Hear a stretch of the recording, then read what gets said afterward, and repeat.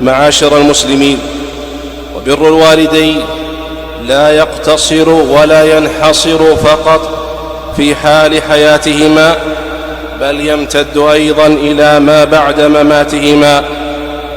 فمن ذلك أولا من الأعمال العظيمة التي يتقرب بها إلى الله تعالى في حق الوالدين الدعاء لهما، كما أمر الله تعالى بذلك في قوله: وقل رب ارحمهما كما ربياني صغيرا. وفي الحديث الذي أخرجه الإمام مسلم في صحيحه قوله صلى الله عليه وسلم: إذا مات ابن آدم انقطع عمله إلا من ثلاث: صدقة جارية، أو علم ينتفع به، أو ولد صالح يدعو له. قال الشيخ ابن عثيمين رحمه الله: والدعاء لهما أفضل من الصدقة أو الحج والعمرة عنهما. ومن ذلك أيضا يا عباد الله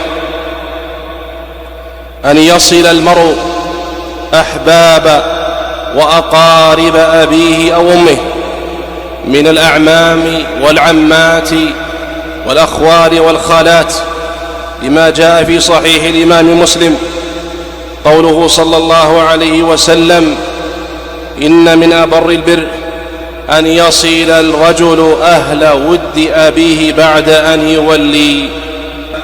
ومن ذلك أيضا ما روي عنه صلى الله عليه وسلم عندما ذكر أمورا 5 كما في سنن أبي داود مما يكون من البر بعد الموت للوالدين، فذكر صلى الله عليه وسلم الصلاة عليهما، يعني الدعاء لهما، والاستغفار، وإنفاذ عهدهما بعد موتهما، وإكرام صديقهما، وصلة الرحم التي لا توصل إلا بهما.